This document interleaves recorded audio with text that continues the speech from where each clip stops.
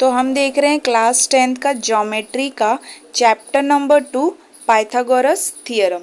तो देखो Pythagoras theorem के बारे में हम लोगों ने लगभग क्लास 6 या 7 से ही पढ़ना स्टार्ट कर दिया था। तो पाइथागोरस थ्योरम का फॉर्मूला क्या है मेरे ख्याल से लगभग सारे बच्चों को पता ही होता है। फिर भी एक बार हम लोग क्या करेंगे उस चीज़ को रिवाइज कर लेते हैं, ठीक है। तो देखो पाइथागोरस थ्योरम जो है ये सबको पता है कि पाइथागोरस नाम के एक आदमी थे, एक चाचा जान थे जिनके नाम पर हमने इस थ्योरम को अप्लाई किया, ठीक है। तो ये पाइथागोरस हमको क्या कहता है, पाइथागोरस हमेशा किस ट्राइंगल पे अप्लाई होता है, तो राइट एंगल ट्राइंगल पे। ये बात हमेशा याद रखना, पाइथागोरस थ्योरम किसी भी ट्राइंगल पे नहीं अप्लाई होता है। उसके लिए जो ट्राइंगल है वो हमेशा क्या होना चाहिए, तो राइट एंगल ट्राइंगल।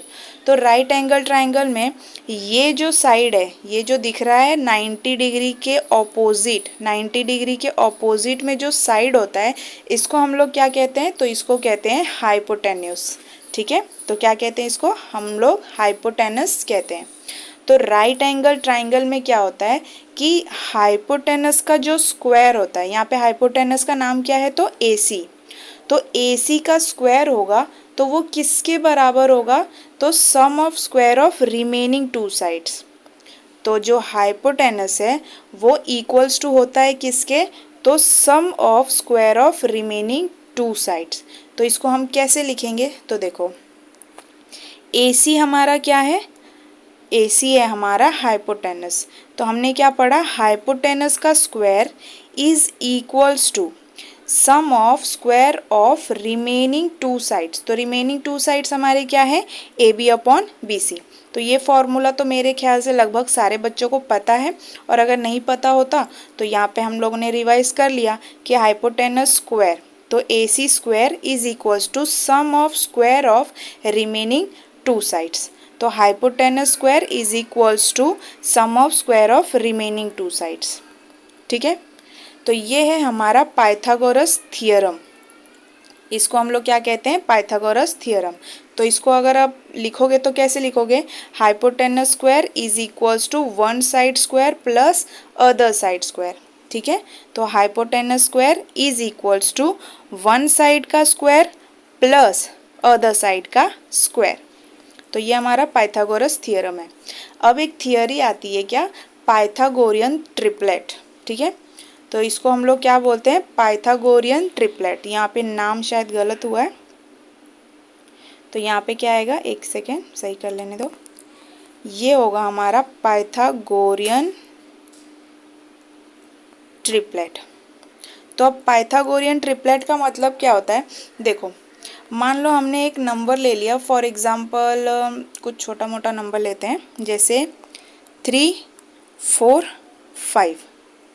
तो कोई भी नेचुरल नंबर आप लोगे, नेचुरल नंबर क्या होता है, 1 से लेके 100 तक, 1000 तक जितने भी नंबर्स होते हैं वो हमारे क्या होते हैं, तो नेचुरल नंबर्स ही कहलाते हैं। तो मान लो मैंने एक नंबर ले लिया 3, 4 और 5। तो इसमें हम लोग क्या करते हैं, पाइथागोरियन ट्रिपलेट में हम लोग क्या करते हैं, जो लार्जर नंबर है, तो तीनों में से लार्जर नंबर कौन सा है हमारा, तो 5। तो 5 का स्क्वायर होगा किसके बराबर, तो equals to sum of square of the smaller two numbers. तो इसका क्या मतलब है, पहले आप लोग क्या करोगे, लार्जर नंबर का स्क्वायर लोगे। तो लार्जर नंबर का स्क्वायर मतलब 5 का स्क्वायर अगर करेंगे तो हमें क्या मिलेगा, 5 इंटू 5 इज इक्वल्स टू 25 मिलेगा, ठीक है। फिर the square of larger number is equals to किसके, तो sum of square of the remaining two numbers. तो बाकी के दो नंबर्स क्या है, 3 का स्क्वायर प्लस 4 का स्क्वायर, यही बोला है ना, sum of square of the remaining two numbers. तो 3 का स्क्वायर क्या होता है, 3 इंटू 3 प्लस 4 का स्क्वायर क्या होता है, 4 इंटू 4। तो इसका स्क्वायर करोगे तो 3 का स्क्वायर क्या होता है, 9, और 4 का स्क्वायर क्या होता है, 16, और 16 प्लस 9 कितना होता है हमारा, 25, ठीक है।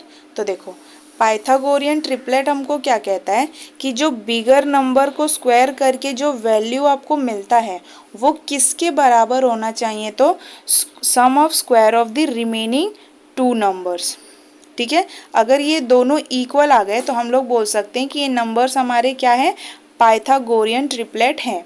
और अगर इक्वल नहीं आए तो हम लोग क्या कहते हैं, it is not a Pythagorean triplet. तो इससे रिलेटेड हम लोग क्या करते हैं, एक्सरसाइज पहले स्टार्ट करते हैं, मतलब प्रैक्टिस सेट में कुछ क्वेश्चंस देख लेते हैं कि इन थियोरीज पे रिलेटेड क्वेश्चंस है या नहीं। ठीक है, तो देखो हमारा क्वेश्चन नंबर 1 जो दिया है वो किस बेस पे दिया है, तो पाइथागोरियन ट्रिपलेट पे ही। हमको पाइथागोरियन ट्रिपलेट पता करना है इसमें कि यहाँ पे जो 6 क्वेश्चन है इनमें से कौन से पाइथागोरियन ट्रिपलेट के रूल को फॉलो करते हैं और कौन से नंबर्स पाइथागोरियन ट्रिपलेट के रूल को फॉलो नहीं करते। तो इसमें हम लोग देखते हैं। तो हमारा फर्स्ट क्वेश्चन क्या है, 3, 5, 4। तो ये वाला तो जस्ट हमने देखा कैसे करना है, फिर भी एक बार इसको देख लेते हैं। तो इसको हम लोग कैसे करेंगे, सबसे पहले तो लार्जर नंबर को देखते हैं। तो यहाँ हम क्या करेंगे, तो देखो दूसरा कलर ले लेते हैं। ठीक है, तो 5 square is equals to 5 into 5 is equals to 25। तो ये हमारा क्या हो गया, ये मान लो हमारा फर्स्ट है। ठीक है, अब सेकेंड में हम लोग क्या करेंगे, तो 3 square is equals to 3 into 3 is equals to 9 होगा, और 4 square is equals to 4 into 4 is equals to 16। तो क्या करोगे, 9 प्लस 16 इज इक्वल्स टू 25। ठीक है, या फिर अगर इस तरह से नहीं लिखना है तो आप लोग डायरेक्ट कैसे लिख सकते हो, तो 3 का स्क्वायर प्लस 4 का स्क्वायर ऐसे करके फिर 9 प्लस 16 इज इक्वल्स टू 25, ये भी लिख सकते हो। ठीक है, ऐसा कुछ नहीं है कि उतना लंबा स्टेप करना ही है। तो ये मैंने बस ऐसे बताने के लिए बता दिया कि आप लोग इस तरह भी लिख सकते हो, या फिर जिन बच्चों को नहीं समझ में आता है कि अरे ये कैसे आ गया, तो वो थोड़ा डिटेल में जाएंगे तो भी चलेगा, ऐसी कोई बात नहीं है। ठीक है, तो ये हो गया हमारा 2। तो अब क्या करेंगे, फ्रॉम 1 एंड 2 हमको क्या मिल रहा है, 5 square is equals to 3 square plus 4 square. 1 and 2 से ही हमको मिला ना। तो 1 देखो हमारा क्या है, ये हमारा 1 था, ये हमारा 2 था। तो दोनों को जब हमने कंपेयर किया तो हमको क्या मिला, 5 square is equals to 3 square plus 4 square. तो अब हम इसको क्या लिखेंगे, तो अब हम आगे लिखेंगे the sum of largest number is equal to the sum of square of other two numbers। ठीक है, therefore 3, 5, 4 is a Pythagorean triplet। ठीक है, तो ये इस तरह से हम लोग करेंगे। तो एक बार इसको अच्छे से देख लो क्या क्या लिखा है हम लोग ने। तो सबसे पहले जो लार्जर नंबर है, तीनों नंबर्स को आप देखोगे और जो भी लार्जर नंबर है पहले तो उसका स्क्वायर लेंगे, तो स्क्वायर लेने के बाद उसको 1 कर देना। फिर जो रिमेनिंग 2 नंबर से उनका स्क्वायर लेके ऐड कर दोगे तो वो हमारा 2 हो जाएगा। अब फ्रॉम 1 एंड 2 हमको क्या मिल रहा है कि 5 का स्क्वायर इज इक्वल्स टू है किसके, 3 स्क्वायर प्लस 4 स्क्वायर के। तो फिर ये स्टेटमेंट भी ज़रूर लिखना, the sum of largest number is equal to the sum of square of the other 2 numbers. तो ये लिखना क्यों है, क्योंकि हमारे टेक्स्ट बुक में दिया है, तो टेक्स्ट बुक में दिया है तो लिखना तो पड़ेगा ही। ठीक है, फिर लास्ट में ये भी लिखना ज़रूरी है, therefore 3, 5, 4 is a Pythagorean triplet. ठीक है, तो ये हमारा फर्स्ट है, हमने देख लिया, और भी बाकी रिमेनिंग है ना, तो उसको भी धीरे धीरे देख लेते हैं। तो इसको अच्छे से देख लो कैसे किया हुआ है, फिर हम लोग अपने नेक्स्ट क्वेश्चन को देखते हैं। तो अब हमारा नेक्स्ट क्या है दिया हुआ, 4 9 12, 4 9 12। तो अब इसको भी देखते हैं। तो यहाँ हम लोग क्या करेंगे, सबसे पहले जो हमारा लार्जर नंबर है कौन सा, तो 12, उसका स्क्वायर लेंगे। तो 12 का स्क्वायर इज इक्वल्स टू क्या होता है, 12 इंटू 12। तो 12 का स्क्वायर होता है 144, 144। ठीक है, तो ये हो गया हमारा 1। अब क्या करेंगे, तो मैं डायरेक्ट यहाँ पे करती हूँ, कैसे, तो 4 का स्क्वायर प्लस 9 का स्क्वायर। तो ये क्या हो जाएगा, 4 का स्क्वायर होता है 16 और 9 का स्क्वायर होता है 81। पता है ना, 4 4 ज़ा 16 और 9 9 ज़ा 81। तो मैंने बहुत पहले कहा था छोटे मोटे टेबल्स तो आपको आने चाहिए। ये हम लोग अलजेब्रा में भी देखते हैं और ज्योमेट्री में भी। तो जो स्मॉलर स्मॉलर नंबर्स के टेबल होता है ये सब तो आपको बिल्कुल आना चाहिए। तो 16 प्लस 81 आप करोगे तो आपको क्या मिलेगा, 97। ठीक है, तो कैसे, तो देखो 6 प्लस 1 क्या होता है 7 और 8 प्लस 1 क्या होता है 9। ठीक है, तो ये है हमारा 2। अब हम लोग क्या लिखेंगे, तो फ्रॉम 1 एंड 2 क्या मिलता है हमको कि 12 square is not equals to, क्या था वो, 4 का स्क्वायर प्लस 9 का स्क्वायर। या फिर आप ये भी लिख सकते हो कि 97 इज नॉट इक्वल्स टू 144। अब ये लिखने के बाद हम लोग क्या लिखेंगे, अपना जो स्टेटमेंट हम लोग लिखते हैं। तो हमारा स्टेटमेंट क्या होता है, तो लास्ट में हमारा स्टेटमेंट क्या आएगा, the sum of the largest number is not equals to sum of square of the other two number. और फिर 4 9 12 is not a Pythagorean triplet. ये करेंगे। ठीक है, तो इसको भी देख लो अच्छे से। ठीक है, तो अब थर्ड क्वेश्चन को देखते हैं। तो थर्ड हमारा क्या दिया है, 5 12 और 13, 5 12 एंड 13। तो अब इसको भी देखते हैं। तो इसमें देखो 5 12 एंड 13 में हमारा लार्जर नंबर कौन सा है, तो 13 है। तो अब क्या करेंगे, हम लोग 13 का स्क्वायर लेंगे। ठीक है, जिस तरह हमने प्रीवियस क्वेश्चंस में किया इसमें भी वही काम करेंगे। तो देखते हैं आप, तो 13 square is equals to 13 into 13 is equals to 169। तो 13 का स्क्वायर कितना होता है, 169। तो ये हो गया हमारा 1।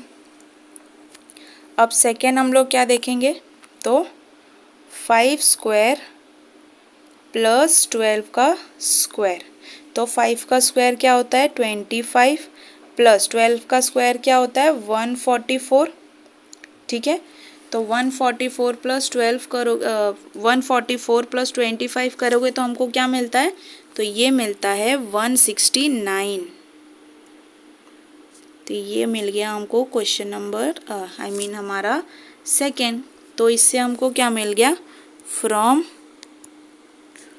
1 एंड 2 वी गेट क्या, तो 13 square is equals to 5 square plus 12 का स्क्वायर। ठीक है, तो अब आगे हमारा स्टेटमेंट कैसे होगा, तो the sum of the largest number is equals to the sum of square of other two number. ठीक है, और अगर वही नहीं होता, ये नॉट होता, तो कुछ भी नहीं लिखते, the sum of square of the largest number is not equal to. Equal है तो हम लोग क्या लिखेंगे, इज इक्वल्स टू। ठीक है, फिर 5 12 13 इज अ पाइथागोरियन ट्रिपलेट। अगर वह नहीं होता तो हम लोग क्या लिखते, is not a Pythagorean triplet. तो ये अभी तक आप लोगों को समझ में आ गया होगा कैसे करना है। ठीक है, तो ये भी हमारे बाकी सारे क्वेश्चंस की तरह ही था, कुछ खास नहीं। तो देख लो इसको अच्छे से एक बार। ठीक है, तो थर्ड हो गया। अब देखते हैं अपने फोर्थ वाले को। तो फोर्थ क्या दिया हमको 24, 70, 74, थोड़ा बड़ा है, ठीक है, तो ध्यान से मल्टीप्लिकेशन करना। 24, 70, 74, तो तीनों में से हमारा सबसे बिगर नंबर, लार्जर नंबर कौन सा है, तो 74। तो पहले 74 का करेंगे, ठीक है। तो मेरे करने से पहले आप लोग भी फटाफट ट्राई करो कैसे करना है। तो अब यहाँ क्या करेंगे, सबसे पहले लार्जर नंबर का स्क्वायर, तो 74 का स्क्वायर देखते हैं हम लोग। 74 का स्क्वायर कैसे निकलेगा, तो 74 इंटू 74, तो ये होता है हमारा 74, 5, 4, 7, 6, ठीक है। तो 74 का स्क्वायर कितना होता है, 5476, ठीक है। अगर किसी को नहीं समझ में आ रहा होगा तो देख लो, 74 इंटू 74, टेबल तो वैसे भी सबको ही आ रहा होगा, नहीं समझने की बात नहीं है इसमें। तो 4 4 ज़ा 16, 4 7 ज़ा 28, 29, 7 4 ज़ा 28, फिर 7 7 ज़ा 49, 49 और 2 51, ठीक है। तो 6 7 4 5, तो ये हमारा स्क्वायर रूट हम लोग इस तरह से लेते हैं। वैसे तो मल्टीप्लिकेशन करने का ट्रिक भी होता है, बट ट्रिक क्या ही करोगे, ठीक है। तो ये हो गया हमारा क्या,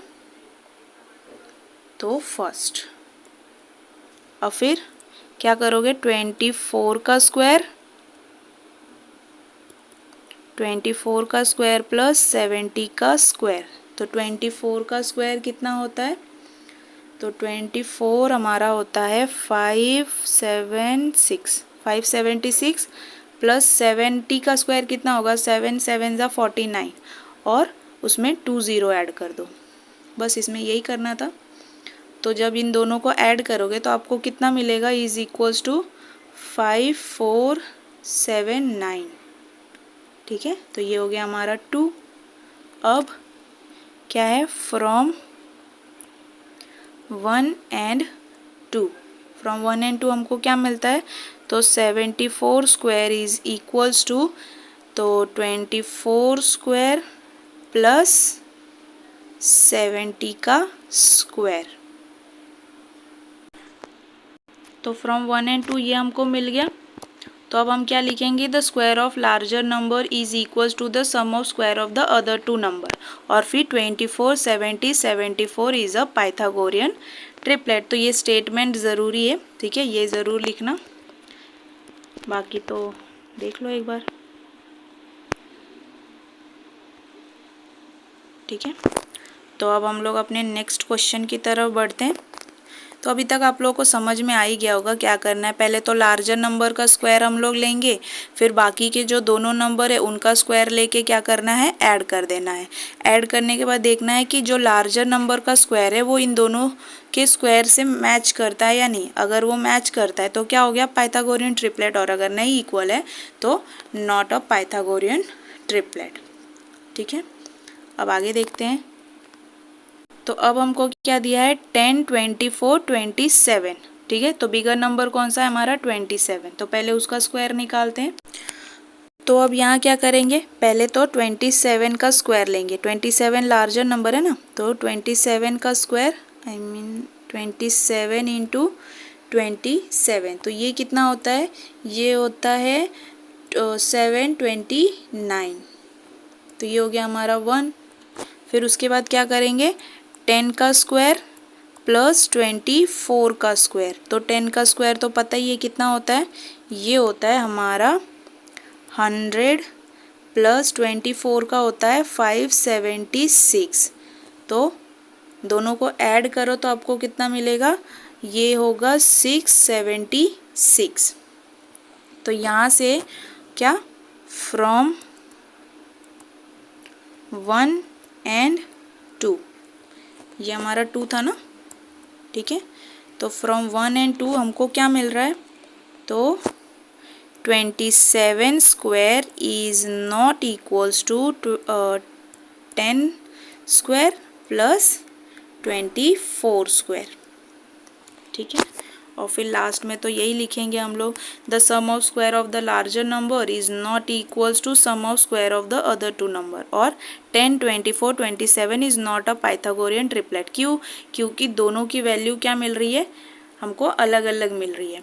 ठीक है, लार्जर नंबर को जब हमने स्क्वायर किया तो क्या मिला 729, और स्मॉलर दोनों नंबर्स को जब हमने स्क्वायर करके ऐड किया तो क्या मिला 676। तो दोनों अलग अलग है।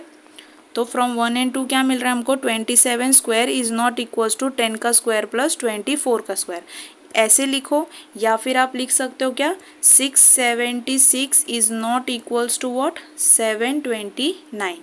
ये भी आप लिख सकते हो, या फिर ये भी लिख सकते हो, दोनों में से कोई भी लिख सकते हो, बट आई प्रीफर कि ये बेटर है। ठीक है, फिर लास्ट में अपना जो स्टेटमेंट है वो लिखना तो ज़रूरी है।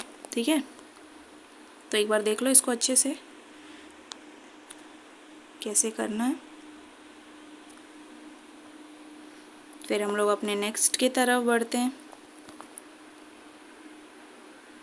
अब हमारा नेक्स्ट क्या है, तो 11, 60 और 61। तो अब इसको देखते हैं 11, 60 और 61। तो इसको देखते हैं 11, 60 और 61। तो इसमें हमारा लार्जर नंबर कौन सा है, 61। तो पहले क्या करेंगे, इसका स्क्वायर करेंगे, फिर इन दोनों नंबर्स को स्क्वायर करके ऐड करेंगे। तो मेरे करने से पहले क्या है ना, आप लोग थोड़ा वीडियो को पॉज करो और खुद से ट्राई करो। ठीक है, मैं तो वैसे ही करूँगी। तो देखो इधर 61 का स्क्वायर क्या होता है, तो 3721, ये हो गया हमारा फर्स्ट। फिर उसके बाद 11 का स्क्वायर प्लस 60 का स्क्वायर, दोनों को स्क्वायर करके ऐड करो तो आपको कितना मिला, तो 3721। तो 11 का स्क्वायर क्या होता है, 121, और 60 का स्क्वायर क्या होता है, तो 60 इंटू 60। तो 6 6 क्या होता है, 36, और 2 0 है तो 0 0 ऐड कर दो। ठीक है, तो ऐसे नंबर्स का स्क्वायर लेना तो इजी होता है। तो 60 का स्क्वायर क्या हो गया, 3600। फिर दोनों को जब ऐड किया तो क्या मिला, 3721। फ्रॉम 1 एंड 2 व्हाट डू वी गेट, कि 61 का square is equals to sum of square of the remaining two numbers. फिर हम लोग क्या लिखेंगे, या तो आप इस तरह से भी लिख सकते हो या इस तरह से, दोनों मैंने बताया, but I prefer कि this one if you write it will be okay. Now the sum of the largest number is equal to the sum of square of the other two numbers. तो ये तो लिखना it's compulsory. After that 11, 60 and 61 is a Pythagorean triplet. ठीक है, तो question number 1 में जितना भी पाइथागोरियन ट्रिपलेट से रिलेटेड था हम लोगों ने सबको सॉल्व करके देख लिया। तो पाइथागोरियन ट्रिपलेट सॉल्व करना इज़ ईजी, वो इतना हार्ड नहीं है। बस हाँ, आप लोगों को ये आना चाहिए कि स्क्वायर कैसे निकालते हैं, और अगर नहीं आता है तो सबसे ज़रूरी चीज़ मल्टीप्लाई करना भी आना चाहिए। ठीक है, तो क्वेश्चन नंबर 1 तो हम लोगों ने सारा देख लिया, जितने भी 6 क्वेश्चन है सब। ठीक है, अब देखो क्वेश्चन नंबर 2 और 3 को थोड़ा देखो। यहाँ पे राइट एंगल ट्राइंगल्स दिया हुआ है। ठीक है, तो दोनों ट्राइंगल एक तरह से सेम ही है, बस उनका शेप थोड़ा इधर उधर कर दिया है। तो इससे रिलेटेड पहले हम लोग क्या करते हैं ना, एक प्रॉपर्टी समझते हैं, क्योंकि तभी आप इसको सॉल्व कर पाओगे, क्योंकि ये पाइथागोरियन ट्रिपलेट पे रिलेटेड नहीं है और थोड़ा पाइथागोरस थियरम से भी थोड़ा सा अलग है। ठीक है, तो इसको पहले इसकी प्रॉपर्टी देख लेते हैं, फिर हम लोग इन दोनों क्वेश्चंस को सॉल्व करेंगे। तो देखो अभी जो नेक्स्ट प्रॉपर्टी हम लोग देखने वाले हैं उसका नाम क्या है, प्रॉपर्टी ऑफ ज्योमेट्रिक मीन, या फिर इसको बोल सकते हो थियरम ऑफ ज्योमेट्रिक मीन। ठीक है, प्रॉपर्टी की जगह थियरम भी बोल सकते हो, थियरम ऑफ ज्योमेट्रिक मीन। तो अब इसमें आपको समझना क्या है वो देखो। हमारा क्या दिया है, in a right angle triangle the perpendicular segment to the hypotenuse from the opposite vertex is the geometric mean of the segment into which the hypotenuse is divided. तो यहाँ पे अभी वो सब छोड़ो, यहाँ देखो ये हमारा राइट एंगल ट्राइंगल है। ठीक है, तो यहाँ पे ये हमको क्या मिलता है, गजब, रुक जाओ, ये हमको मिलता है राइट एंगल है हमारा। ठीक है, तो राइट एंगल से क्या है ना, आप यहाँ से ये अपना हाइपोटेनस है, ये पता है ना, इसको हाइपोटेनस बोलते हैं। तो हाइपोटेनस के ऑपोजिट में कौन सा वर्टेक्स है, वर्टेक्स मतलब कौन सा एंगल है, तो यही वाला 90 डिग्री वाला। अब जब 90 डिग्री से आप कोई भी परपेंडिकुलर लाइन इस पे ड्रॉ करते हो ना हाइपोटेनस पे, तो ये क्या करता है, आपके हाइपोटेनस को डिवाइड कर दे रहा है दो सेगमेंट में, सेगमेंट 1 और सेगमेंट 2 में डिवाइड कर दे रहा है ना। तो यहाँ पे हमको समझना क्या है, सबसे पहले तो ट्राइंगल का कुछ नाम ले लेते हैं, A, B एंड C। ये नाम ट्राइंगल के फेवरेट होते हैं, ठीक है। तो अब क्या करते हैं ना, यहाँ से हम लोग एक लाइन सेगमेंट ड्रॉ करते हैं जो परपेंडिकुलर है हाइपोटेनस के, ठीक है। तो ये परपेंडिकुलर है, तो यहाँ पे हम लोग क्या बोल सकते हैं कि AC इज हाइपोटेनस। फिर क्या बोलेंगे, इसको नाम दे दो BD, ठीक है। तो BD is perpendicular to AC। इस तरह लिख सकते हैं हम लोग कि हमारा AC जो है वो हाइपोटेनस है, ये मैंने शॉर्टकट में लिखा है, ठीक है। तो AC जो है वो हाइपोटेनस है और BD परपेंडिकुलर है किस पे, तो हमारे AC पे। AC क्या है, हाइपोटेनस। तो ऐसे केस में क्या होता है ना, तो देखो ये जो बाइसेक्टर निकल रहा है, ठीक है, ये जो बाइसेक्टर है इसके लिए फॉर्मूला कैसे बनेगा, तो BD square is equals to, hypotenuse को कितने पार्ट्स में डिवाइड कर दिया इसने, 2 पार्ट्स में। तो इसका कैसे लिखेंगे, AD इंटू DC, ठीक है। तो यहाँ पे जो BD है, ठीक है, सिर्फ BD स्क्वायर नहीं, सिर्फ जो BD है क्या, तो ये जो बाइसेक्टर निकला है BD, इसको हम लोग क्या बोलते हैं, ज्योमेट्रिक मीन। तो ये जो ज्योमेट्रिक मीन है हाइपोटेनस को 2 सेगमेंट में डिवाइड कर देता है। तो इसका मल्टीपल, जो हाइपोटेनस का दोनों सेगमेंट है, इसका multiple is equals to what, geometric mean का स्क्वायर। तो बस इतना ही आपको समझना था, कुछ नहीं, कि हाइपोटेनस के ऑपोजिट में जो वर्टेक्स है 90 डिग्री का, वहाँ से एक बाइसेक्टर निकलेगा। इस बाइसेक्टर को हम लोग क्या कहेंगे, तो ज्योमेट्रिक मीन। तो ज्योमेट्रिक मीन का square is equals to what, तो the segment divided on the hypotenuse, the segment divided of division of the hypotenuse, या फिर बोल सकते हो कि segment into which the hypotenuse is divided. तो इसका कुछ स्क्वायर नहीं लेंगे, इसको नॉर्मली लिखेंगे मल्टीपल में। तो बस ये याद रखना है आपको कैसे, BD square is equals to AD into DC। तो AD DC क्या है, वो दो पार्ट जिसमें हाइपोटेनस डिवाइडेड है, ठीक है। तो इसको छोड़ो, ये वाला ट्राइंगल देखते हैं अब। तो यहाँ पे ये 90 डिग्री का है और यहाँ पे ये हमारा हाइपोटेनस है, तो इसको नाम दे दो LMN, ठीक है, ये नाम दे दिया। अब हाइपोटेनस क्या है, LN। LN के ऑपोजिट में कौन सा एंगल है, तो एंगल M। तो एंगल M से हम लोग एक ज्योमेट्रिक मीन ड्रॉ करेंगे जो परपेंडिकुलर होगा हमारे हाइपोटेनस को। तो ये क्या कर रहा है, इसको नाम दे दो O। तो MO is perpendicular to LN, ऐसे लिख सकते हैं ना।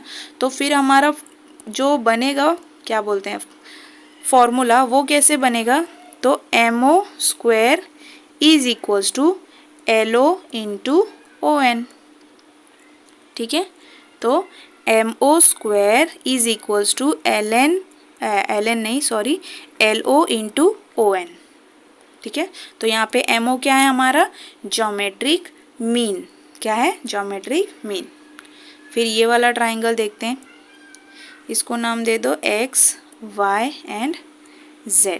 यहाँ पे ये हमारा 90 डिग्री है और XZ क्या है हमारा, हाइपोटेनस। तो Y से, उसके ऑपोजिट में Y है, Y से एक ज्योमेट्रिक मीन जो ड्रॉ करेंगे वो होगा परपेंडिकुलर किस पे, हमारे हाइपोटेनस पे, ठीक है। तो एक सेकेंड, तो हमारा फॉर्मूला क्या बनेगा, पहले तो हम लोग क्या बोलेंगे कि YZ नहीं, इसको नाम कुछ दे दो, क्या नाम दे, W, ठीक है। तो YW is perpendicular to XZ। तो ज्योमेट्रिक मीन का square is equals to segment into which the hypotenuse is divided. तो किस में डिवाइडेड हो गया, XW इंटू WZ, ठीक है। तो बस यही हमारी प्रॉपर्टी, खासा कुछ नहीं थी। इसी को क्या कहोगे आप लोग, प्रॉपर्टी ऑफ ज्योमेट्रिक मीन या थियरम ऑफ ज्योमेट्रिक मीन। तो एक बार फिर से देख लो, AC हमारा हाइपोटेनस है, AC के ऑपोजिट कौन सा वर्टेक्स है, तो वर्टेक्स B या एंगल B। एंगल और वर्टेक्स दोनों का मतलब एक ही होता है। तो एंगल B से आप एक डिवाइडर ड्रॉ करोगे या बाइसेक्टर ड्रॉ करोगे जो हाइपोटेनस को दो सेगमेंट्स में डिवाइड कर दे रहा है, ठीक है। तो जो ये बाइसेक्टर है ना, जो एंगल B से निकला है, इसको हम लोग क्या बोलते हैं, ज्योमेट्रिक मीन। तो ज्योमेट्रिक मीन का square is equals to multiple of the segment into which the hypotenuse is divided, ठीक है। तो ये याद रहेगी प्रॉपर्टी ज्योमेट्रिक मीन की। इजी है, ज़्यादा कुछ नहीं करना है, बस इसका स्क्वायर आप किसके मल्टीपल में लोगे, तो segment into which the hypotenuse is divided. तो अब जो हमारा क्वेश्चन नंबर 2 और 3 था वो इसी पे रिलेटेड था, तो एक बार उसको देख लेते हैं, फिर और अच्छे से समझ में आएगा। तो क्वेश्चन नंबर 2 को देखो, in figure angle MNP, angle MNP, तो ये राइट एंगल ट्राइंगल है, तो एंगल N जो है वो कितना है, 90 डिग्री का है, ठीक है। Segment NQ is perpendicular to segment NP, segment NQ perpendicular है किस पे, तो हाइपोटेनस NP पे। तो MQ की वैल्यू हमको क्या दी है, 9, QP की वैल्यू दी है 4। अब फाइंड क्या करना है हमको, NQ की वैल्यू, ठीक है, NQ की वैल्यू। तो अब इसको कैसे करेंगे, तो सबसे पहले रफ में देखते हैं क्वेश्चन नंबर 2, इसको देखना है, ठीक है। तो ये वाला देखो, हमें क्या पता है कि हमारे पास एक ट्राइंगल है राइट एंगल का, क्या, MNP, जिसमें एंगल MNP क्या है, 90 डिग्री, ठीक है। NQ परपेंडिकुलर है किस पे, तो सेगमेंट MP पे। तो by theorem of geometric mean, तो ज्योमेट्रिक मीन से हमको क्या पता है कि NQ का स्क्वायर, ज्योमेट्रिक मीन है यहाँ पे, तो NQ square is equals to what, the segment into which the hypotenuse is divided. तो NQ इंटू QP, तो क्या आएगा, MQ इंटू QP, ठीक है। तो MQ की वैल्यू हमको क्या दी है, 9, MQ दिया है 9 इंटू QP क्या दिया है हमको, 4, is equals to what, NQ square. तो NQ स्क्वायर आपको कितना मिल रहा है, 36। लेकिन हमको NQ स्क्वायर की वैल्यू चाहिए क्या, नहीं, हमको चाहिए सिर्फ NQ की वैल्यू। और NQ की वैल्यू निकालने के लिए आपको सबसे पहले क्या करना है, तो स्क्वायर को हटाना है। और स्क्वायर को कैसे हटाते हैं, तो हम लोगों ने बहुत बार देखा कैसे, तो taking square root on both side. Square root लोगे तो क्या हो जाएगा, ये इस तरह से एक अम्ब्रेला बनेगा, NQ square is equals to 36। तो NQ, ये 2 से ये स्क्वायर कट गया तो बचेगा NQ इज इक्वल्स टू 36 का स्क्वायर क्या होता है, तो 6, ठीक है। तो यहाँ पे हमको कुछ सेगमेंट वगैरह दिया है क्या, आई मीन सेंटीमीटर, मीटर, ऐसा कुछ तो नहीं। तो हमको क्या मिला, 6 यूनिट्स, ठीक है। तो ये बस ऐसे ही करना था, ज़्यादा इसमें कुछ था नहीं। तो ये बस एक रफ वर्क है, तो समझते हैं। हमारे पास ट्राइंगल था MNP, जो राइट एंगल ट्राइंगल है, जिसमें हमको पता है कि एंगल N जो है वो क्या है, 90 डिग्री, और NQ परपेंडिकुलर है किस पे, हाइपोटेनस NP पे। तो हमारा जो हाइपोटेनस थियरम है, आई मीन जो राइट एंगल ट्राइंगल में थियरम ऑफ ज्योमेट्रिक मीन है, वो क्या कहता है कि अगर हाइपोटेनस के ऊपर हाइपोटेनस के उल्टे एंगल से कोई भी परपेंडिकुलर लाइन बनेगा तो वो हाइपोटेनस को क्या करता है, तो दो पार्ट्स में डिवाइड करता है। अब ये दोनों पार्ट्स बराबर होते हैं किसके, तो उस परपेंडिकुलर के स्क्वायर के।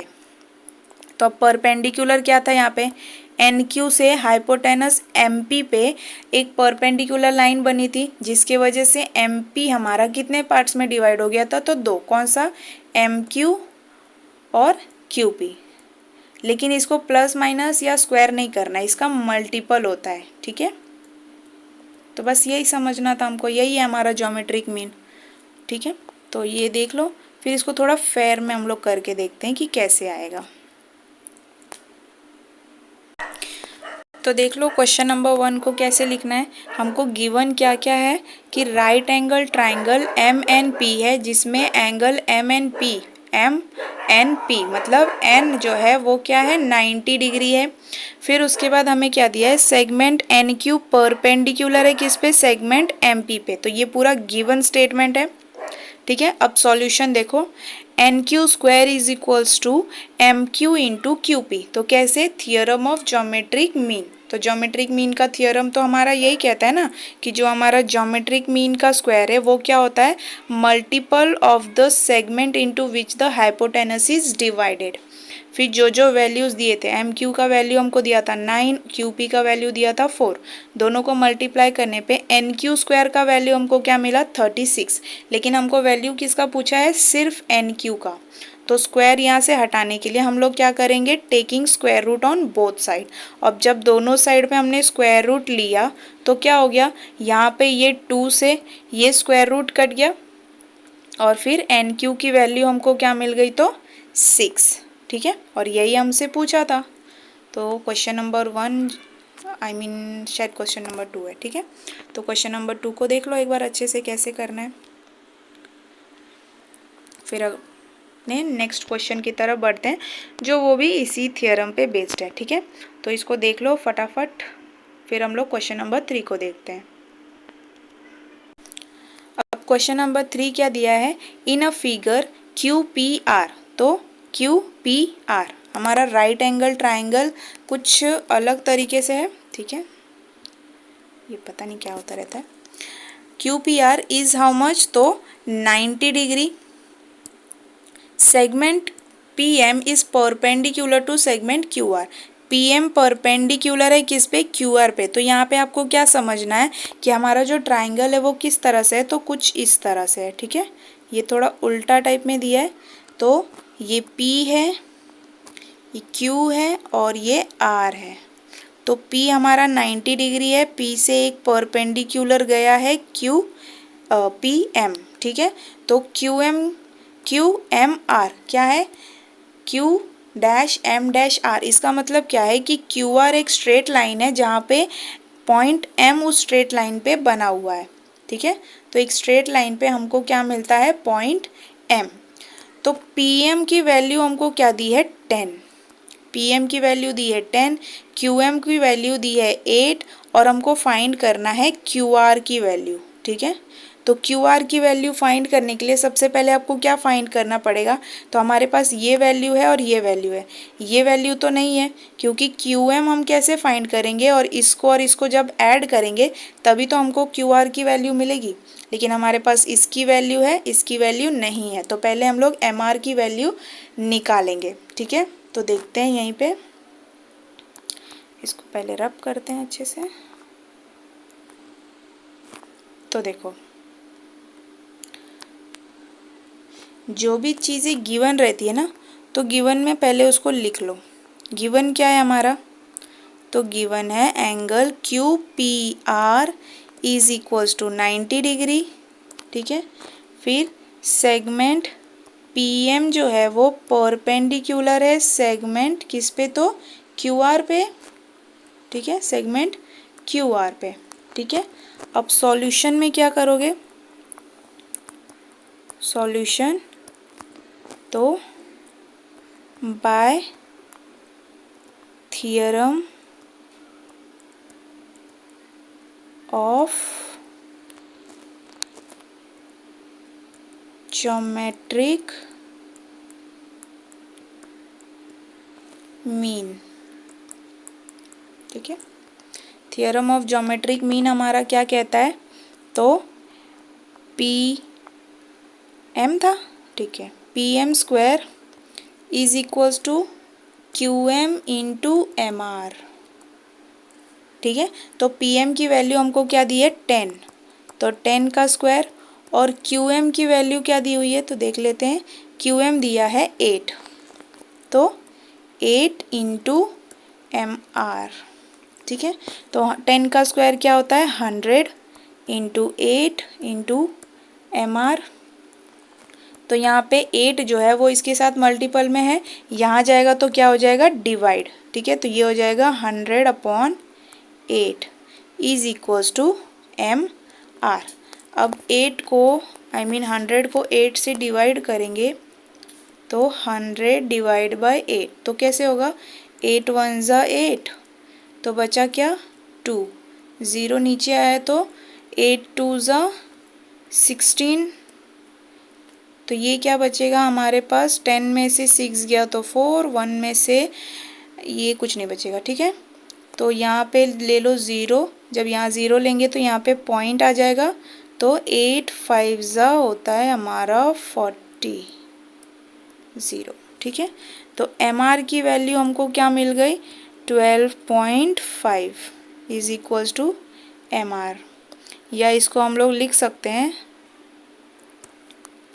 M R is equals to 12.5। ठीक है, तो हमको क्या मिल गया इसमें, हमें मिल गया एम आर की वैल्यू, कहाँ गया ड्राई। ठीक है, एम आर की वैल्यू हमको मिल गई। हमारा ट्राइंगल कैसा था, ध्यान से इधर देखते हैं, बनाते हैं नया।